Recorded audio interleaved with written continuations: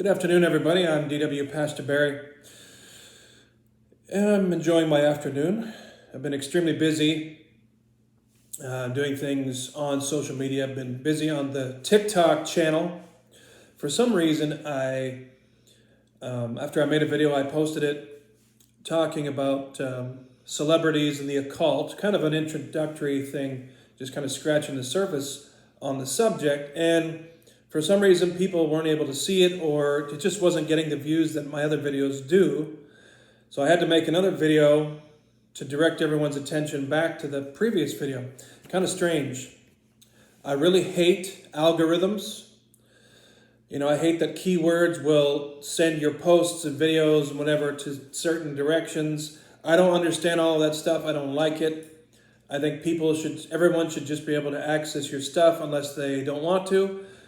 And then they can choose an option not to see your stuff. That's the way I think it should be. But of course, we know that the powers that be who control these things, they're doing their own thing.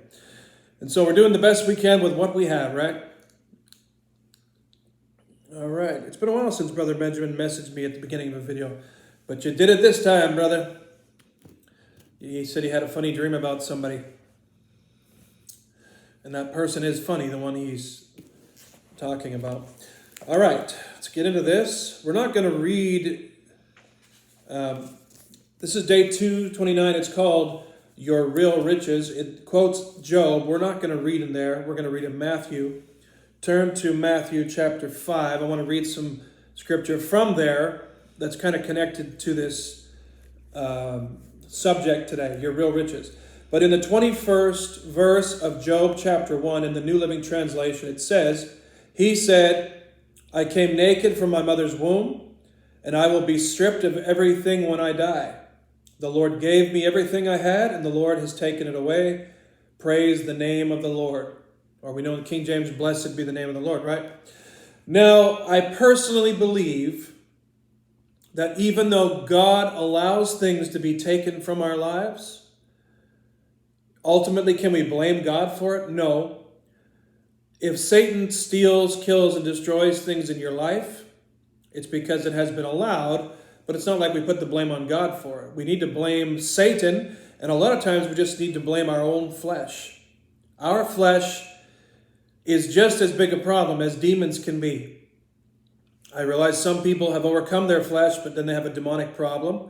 But other people, they're able to get rid of the demons, but their flesh is something they have a hard time overcoming. You need to overcome both. Get rid of the spirits and overcome your flesh at the same time. All right, now let's talk about treasures that really matter, right? Spiritual treasures. I wanted to start in verse 11. But if you look at Matthew chapter 5, where we're starting, if you read the Beatitudes, what Jesus said, it talks about all the blessings we will get, being persecuted. Blessed are the merciful, for they shall obtain mercy. There's a lot of blessings there, but I wanted to start at verse 11.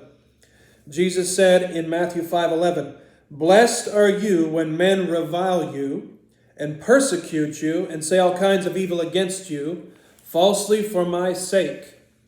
Rejoice and be very glad, because great is your reward in heaven. See?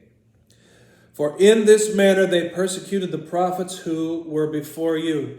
The prophets of God were sent by him to warn God's people, to give the word of the Lord, and a lot of people killed them because they didn't want to hear what the prophets had to say. They didn't want to hear from God because it went against what they were doing and what they believed in. Turn the page over a bit. Go to verse 19 in chapter 6 of Matthew, treasures in heaven. Jesus says, do not store up for yourselves treasures on earth, where moth and rust destroy, and where thieves break in and steal. But store up for yourselves treasures in heaven, where neither moth nor rust destroy, and where thieves do not break in nor steal. For where your treasure is, there will your heart be also. I thought this was an appropriate group of verses to go with this devotional today. Let's take a look.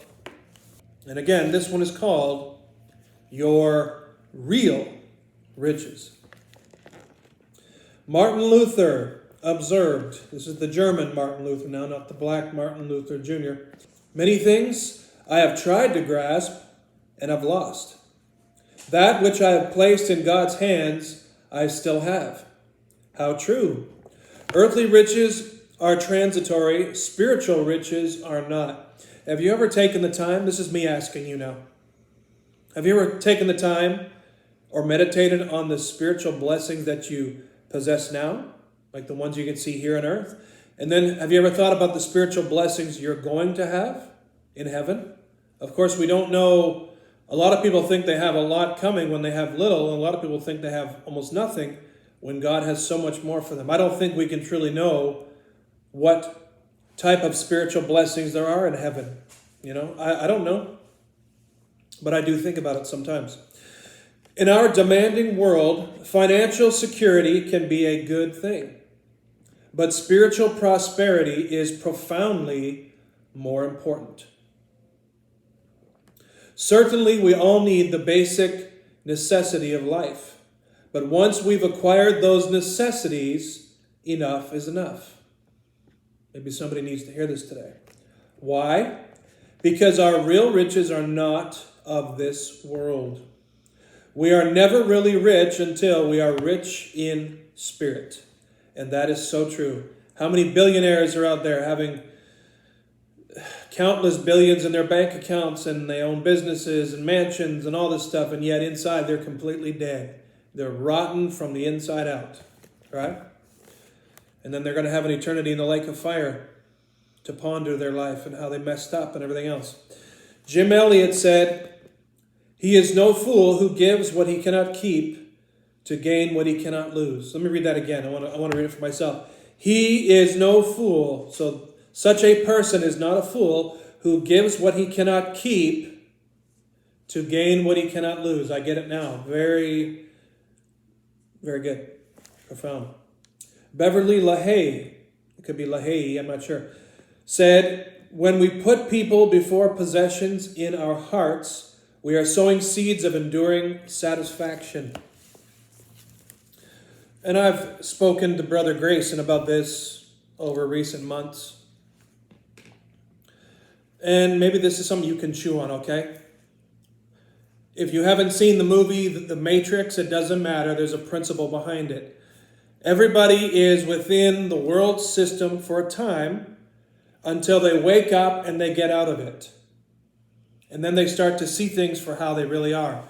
For me, this started to happen maybe my early 20s mostly. And then as time progressed, I started getting more out of the Matrix and seeing the world for what it really was, and seeing the powers that be that are behind everything. And the problem is, even though it's a good thing to know, to be awake, I don't regret that at all. But the thing is, once you see certain things, you can't unsee them. Once you learn certain things, you can't unlearn them. And sometimes it's harder to enjoy life, even the simple things. Like, for example, you might have a diamond ring, right? I'm just giving an example, okay? This is not my problem. I don't have any diamonds. But let's say a woman gets a diamond ring. She thinks, oh, how beautiful. And then she remembers where diamonds come from and that there is a slave industry that obtains diamonds and puts them on the market. So you get that diamond, maybe it's a diamond ring, you look at it and you think, but how many people were tormented or tortured or enslaved and maybe even killed to get me this diamond that I can put on my hand? That's the principle of what I'm saying. You can see so many cool things, you might watch something, you might participate in something, and then you realize, what about the people who can't do this? What about the people who don't have this privilege? What about all the sex slaves and the children who are enslaved around the world? Here I am enjoying my freedom, which we should, but then sometimes our mind goes to the people who don't have what we have, and like the other example I just gave. And sometimes it kind of pops your balloon a little bit. I'm not saying this is a good thing. It's something that I struggle with. And then sometimes I see how the wealthy, evil people seem to be prospering in this world, and yet almost nothing seems to be getting done. And then I'm reminded that God is allowing them to so, quote unquote, enjoy their lives now, because when you're going to be in the lake of fire for eternity, there's no enjoyment there. So God in his love and his mercy and grace has allowed people to live a sinful life in abundance, But there's coming a time when that's all going to be stripped away from them. So getting back to the subject at hand, treasures. Are you more concerned about treasures here on earth or treasures there that are waiting for you? Only you can answer it. I'm going to let you guys go. God bless you. Have a wonderful day. Share the video around, and we'll see you in the next Fast Break Devotional.